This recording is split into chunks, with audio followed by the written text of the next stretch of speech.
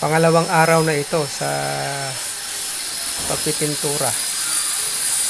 Pero bago nila pinturaan yan, siyempre kailangan ng is-isan nila ng gusto. Tanggalin yung mga pintura para applyan uli ng primer at saka reducer primer. Yun ang sabi nila. Kaya yung mga pintura na tumulobo, ini-is-is nila, oh. Ayan. Tapos ginagamitan nila yung grinder,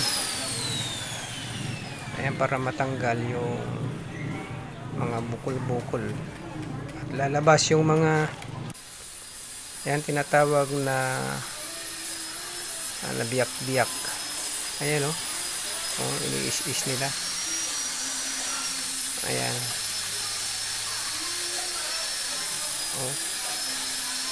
Talagang minamano-mano nila. Ayan.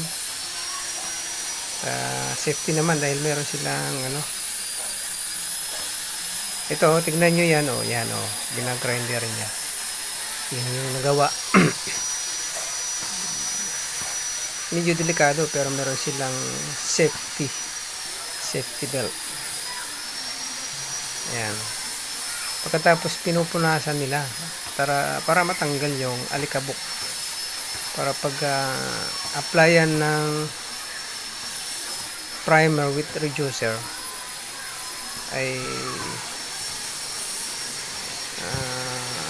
maganda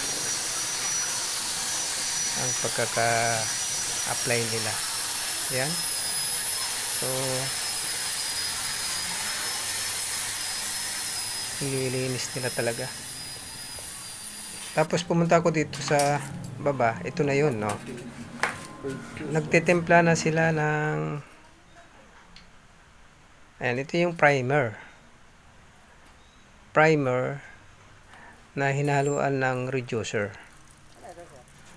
Ayan, reducer yan. Ito yung isang chemical na pag hinalo sa primer ay kusa na lalambot yung original na pintura. Tapos uulitin nilang is-isin daw nila mamaya para matanggal yung mga pintura. Ayan, ina-apply na, oh. Yan, ina-apply na yan. Yan, para lalambot yung original na pintura. Pagkatapos pag lumambot yan, is-isin nila uli. Ayan, primer reducer daw yan, in-apply nila. Ayan, oh.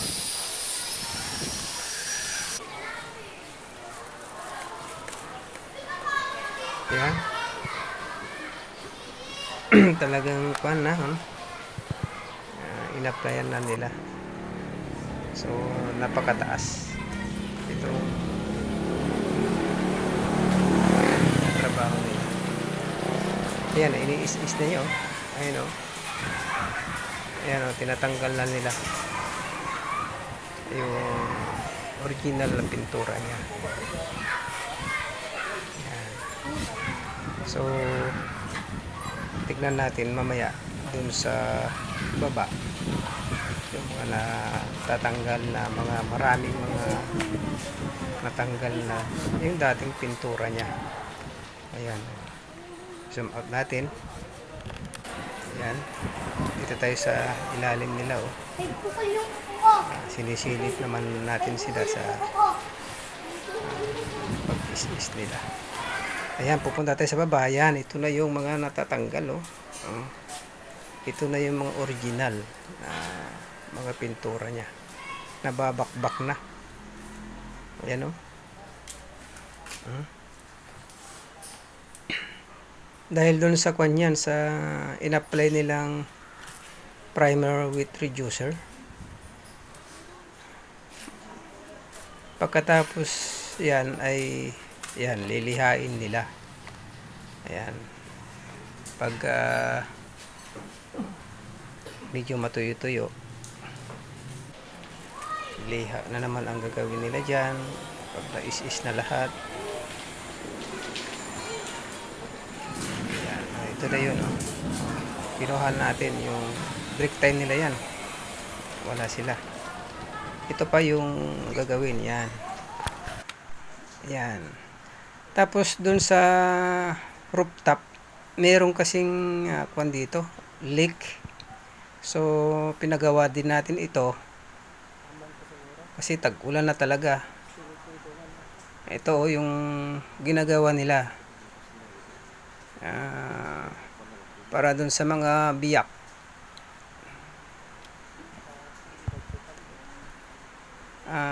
Pinapahid nila kasi ang lakas ng tulo rito. Yung palang mga biyak-biyak na yan, doon dumadaan yung mga tulo, yung tubig. Grabe sa baba pag umulan talagang malakas yung current ng tubig. Ayan. So maganda yung in-apply nila. First coating pa lang yan. Kailangan daw na patigasin yan ng gusto bago applyan uli para makita yung quality niya. Yan, paikutan nila yan ng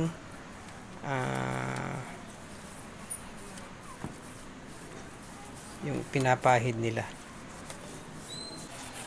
Ayan. So sinilip natin uli. Yan yung paglalagay na sila ng pasta na, oh. Ayan, para dun sa mga biyak-biyak na yan. Ng unti-unting mga biyak-biyak yan ay pinatapalan na nila ng waterproofing.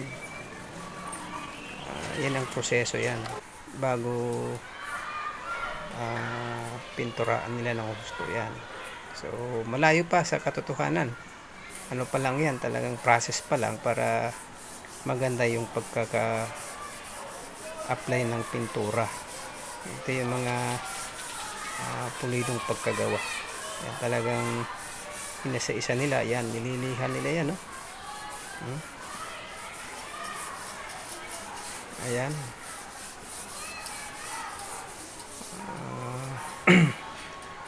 Yun yung ginagawa nila. Yan.